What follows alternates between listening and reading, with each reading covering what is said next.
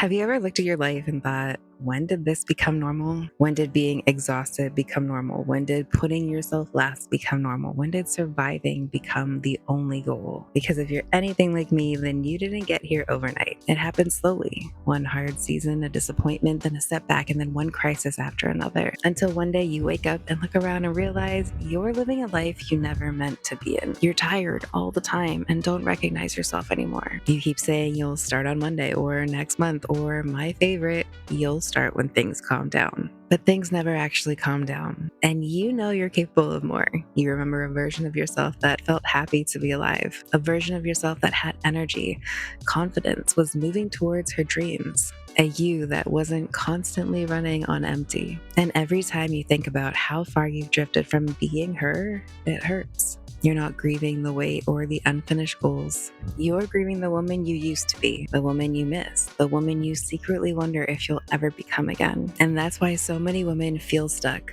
not because of laziness or lack of discipline or because they're broken, but because they've been surviving for so long that survival now feels normal. Hey, I'm Bev, and this is the Restart Life Mama. This space is for moms rebuilding their lives after survival mode. And when life falls apart, when relationships end, when finances get tight, when you're carrying responsibilities that feel too heavy, your brain adapts.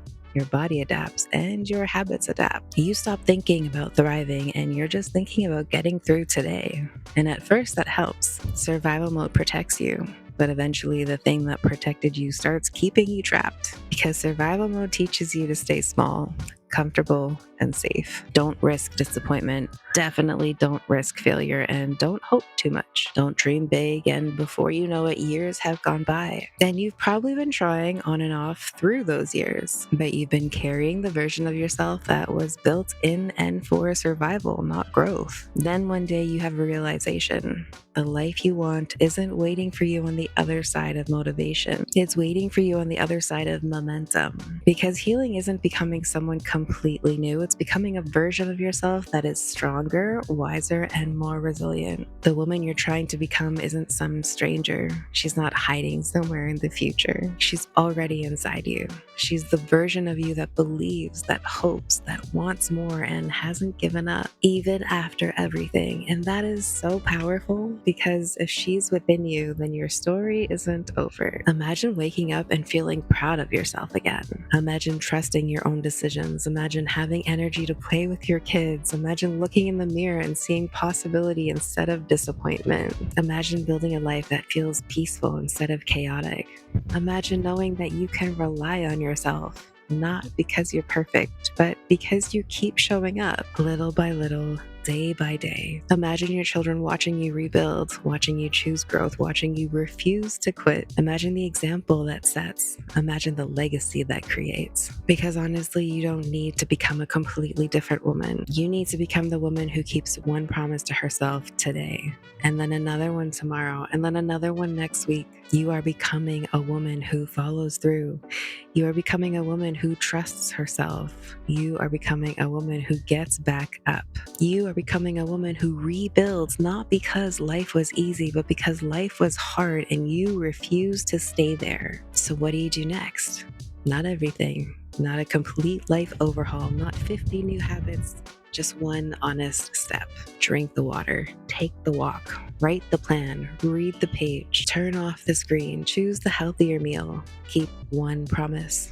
That's it. If you need help figuring out who future you is and how to get there with tiny steps, grab the Next Chapter Planner in the description below. It's a free printable PDF. Because small steps aren't small when they're taken consistently, they become momentum. And momentum changes everything. The beautiful thing about rebuilding your life is that it rarely looks dramatic. Most of the time it's invisible. It's the decision nobody sees or the habit nobody applauds. The choice that nobody celebrates until one day you look back and realize those tiny choices rebuilt an entire life. So if you're in a season where you're tired or discouraged or overwhelmed, please hear me. Your best years are not behind you. The woman you miss is not gone. She is still there beneath the exhaustion, beneath the fear, beneath the survival mode, waiting for you to take one step forward. Not because you have everything figured out, and not because you're finally motivated, but because somewhere inside you, hope is rising. And sometimes that's all it takes. A little hope, one step, one promise, one decision to keep going. In the description below is a course I made that helped me jumpstart my restart in the darkest days of being stuck in survival mode. It's called the Restart Plan, Overcoming Procrastination. It's a $25 video course that I wanted every woman to be able to have access to. There's also a free community for women wanting gentle accountability, tips, tools, and to not be on this restart journey on their own. These are all linked in the description below. You are not starting over from scratch. You are starting from experience, and from these ashes, a stronger woman is rising. I'll see you next week.